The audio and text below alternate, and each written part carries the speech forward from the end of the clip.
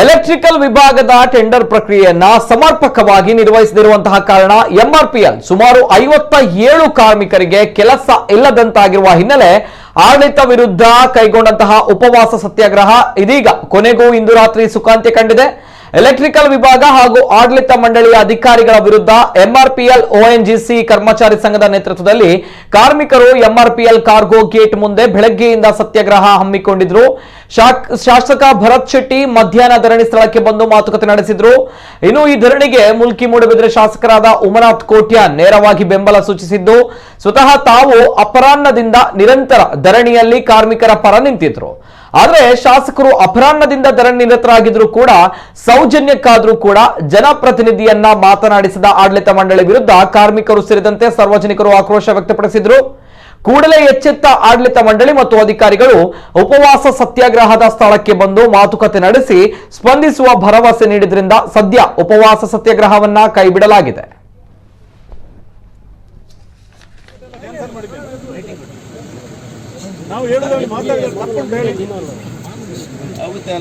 Gate ಬಂದ್ವಲ್ಪ gate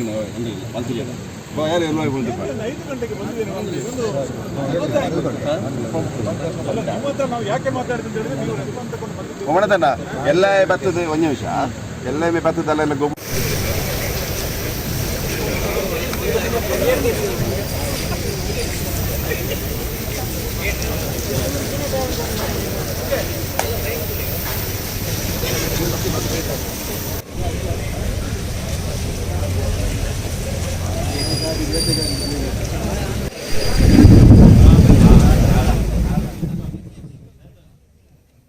ಕಾರ್ಮಿಕರ ಸತ್ಯಾಗ್ರಹ ಅಂತ್ಯವಾಗಿರುವಂತದ್ದು. ಯಾಕೆ ಸತ್ಯಾಗ್ರಹ ಅಂತ ಹೇಳಿದ್ರೆ, ಅಲ್ಲಿ ಕೆಲಸವಿಲ್ಲದ 57 ಕಾರ್ಮಿಕರ ಬಗ್ಗೆ ಆಡಳಿತದಿಂದ ಒಂದು ನಕಾರಾತ್ಮಕವಾಗಿರುವಂತಹ ನಿಲುವನ್ನ ಈ ಹಿಂದೆ ಕೈಗೊಂಡಿದ್ರು.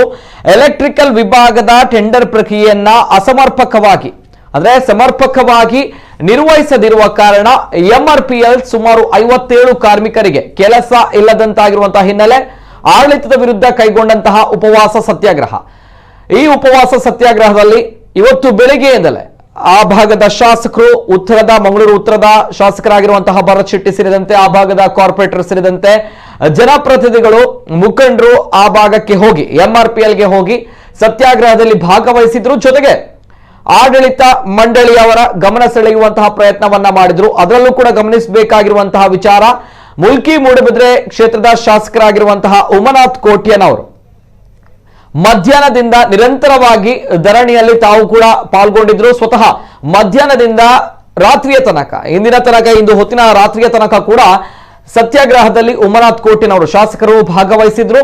ತದನಂತರ ಬಂದಿರುವಂತಹ ಮಾಹಿತಿಯ ಪ್ರಕಾರ ಶಾಸಕರು ಸತ್ಯಾಗ್ರಹದಲ್ಲಿ ಪಾಲ್ಗೊಂಡಿದ್ರು ಕೂಡ ಜನಪ್ರತಿನಿಧಿಯನ್ನ ಒಂದು ಲೆಕ್ಕಕ್ಕೆ ತೆಗೆದುಕೊಳ್ಳದ ರೀತಿಯಲ್ಲಿ ವರ್ತನೆ ಮಾಡಲಾಗಿತ್ತು ಅನ್ನುವಂಥದ್ದು. ತದನಂತರ ಈ ಬಗ್ಗೆ ವ್ಯಾಪಕವಾಗಿರುವಂತಹ ಆಕ್ರೋಶ ಕೂಡ ವ್ಯಕ್ತವಾಗಿತ್ತು ಸಂಜೆಯ ಹೊತ್ತಿಗೆ. ಯಾಕಂದ್ರೆ ಶಾಸಕರು ಕೂಡ ಅಲ್ಲಿ ಬಂದು ಧರಣಿಯಲ್ಲಿ ಪಾಲ್ಗೊಂಡಿದ್ರು ಅಂತ ಬಂದಾಗ ಯಾಕೆ ಆಡಳಿತ ಮಂಡಳಿ ಎಚ್ಚೆತ್ತುಕೊಳ್ಳಲಿಲ್ಲ ಅನ್ನುವಂಥದ್ದು, ಯಾಕೆ ಸೌಜನ್ಯಕ್ಕಾದ್ರೂ ಕೂಡ ಮಾತಾಡಲಿಲ್ಲ ಅನ್ನುವಂತಹ ವಿಚಾರಗಳ ನಡುವೆ ರಾತ್ರಿಯ ಹೊತ್ತಿಗೆ ಆಡಳಿತ ಮಂಡಳಿ ಎಚ್ಚೆತ್ತುಕೊಂಡಿದೆ. ಮುಲ್ಕಿ ಮೂಡಬಿದ್ರೆ ಶಾಸಕ ಉಮನಾಥ್ ಕೋಟ್ಯಾನ್ ಅವರ ಜೊತೆ ಮಾತನಾಡಿದ್ರು. ತದನಂತರ ಈ ಸಮಸ್ಯೆಯನ್ನ ಬಗೆಹರಿಸ್ತೇವೆ ಅನ್ನುವಂತಹ ವಿಚಾರವನ್ನ ಕೂಡ ಆಡಳಿತ ಮಂಡಳಿ ಇದೀಗ ಹೇಳಿರುವಂತದ್ದು. ಈ ಬಗ್ಗೆ ಹೆಚ್ಚಿನ ಮಾಹಿತಿಯನ್ನು ಪಡೆದುಕೊಳ್ಬೇಕು. ನಮ್ಮ ಜೊತೆ ನಿತಿನ್ ಬಿಸಿ ರೋಡ್ ಅವರಿದ್ದಾರೆ, ಅಧ್ಯಕ್ಷರು ಎಂಆರ್ಪಿಎಲ್ ಓಎನ್ಜಿಸಿ ಕರ್ಮಚಾರಿ ಸಂಘ. ಸರ್ ನಮಸ್ತೆ. ಎಸ್, ದೂರವಾಣಿ ಸಂಪರ್ಕ ಸ್ಥಗಿತಗೊಂಡಿದೆ ತಾಂತ್ರಿಕವಾಗಿರುವಂತಹ ಕಾರಣ. ನಿತಿನ್ ಬಿಸಿ ರೋಡ್ ಅವರು ಅಧ್ಯಕ್ಷರು ಎಂಆರ್ಪಿಎಲ್ ಓಎನ್ಜಿಸಿ ಕರ್ಮಚಾರಿ ಸಂಘದ.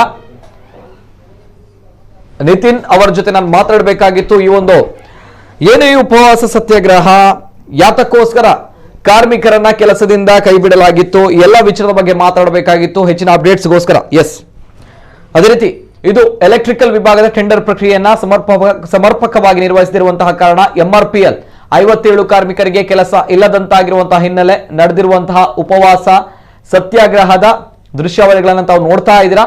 ನಿರಂತರವಾಗಿ ಇದು ಬೆಳಿಗ್ಗೆಯಿಂದಲೇ ಈ ಧರಣಿ ನಡೆದಿತ್ತು.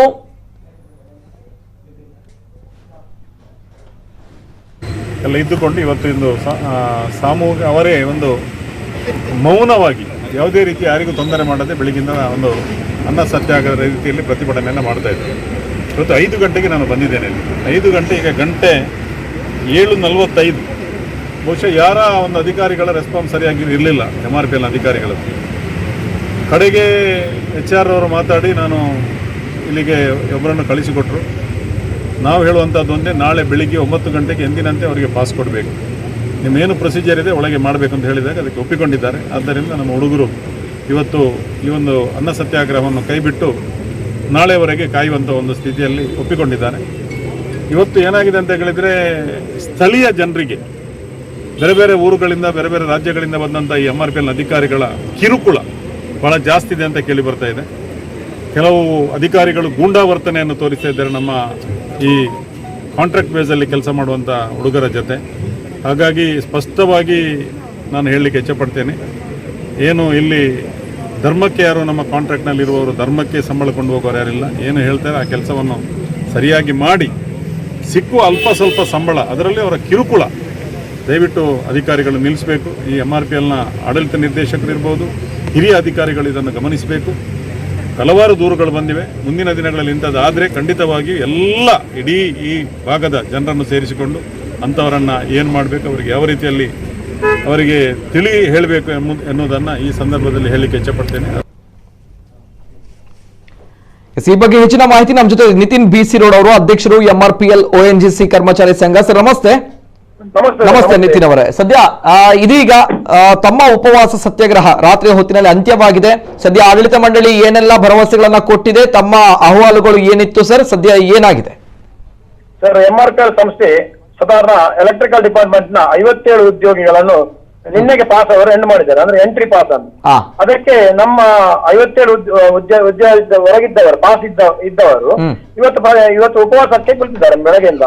ಇದಕ್ಕೆ ಈ ಉಪವಾಸ ಸತ್ಯಾಗ್ರಹಕ್ಕೆ ಮೌನವಾಗಿ ಉಪವಾಸವನ್ನು ಇದು ಮಾಡಿದ್ದಾರೆ. ಇದಕ್ಕೆ ನಮ್ಮ ಶಾಸಕರಾದ ಭರತ್ ಶೆಟ್ರು ಹಾಗೂ ಉಮನತ್ ಕೋಟೆಯನವರು ಸಾಧಾರಣ 8 ಗಂಟೆ, ಉಮನತ್ ಕೋಟೆಯನವರು ಸಾಧಾರಣ 4 ಗಂಟೆ ಬಂದವರು 8 ಗಂಟೆ ತನಕ ಇವರ ಬರವೇಟೆಗಾಗಿ ಕಾಯ್ತಿದ್ರು. MRPL ಆಡಳಿತ ಮಂಡಳಿಯವರು ಈಗ ಸಾಧಾರಣ 8ವರೆಗೆ ಅವರು ಬಂದು ಭರವಸೆ ಕೊಟ್ಟಿದ್ದಾರೆ. 9ವರೆಗೆ ನಾಳೆ ಬೆಳಗ್ಗೆ ಎಂದಿನಂತೆ ಅವರಿಗೆ ಹೋಗಲು 57 ಜನಕ್ಕೆ ಹೋಗಲು ಅವಕಾಶವನ್ನು ನೀಡಿದ್ದಾರೆ.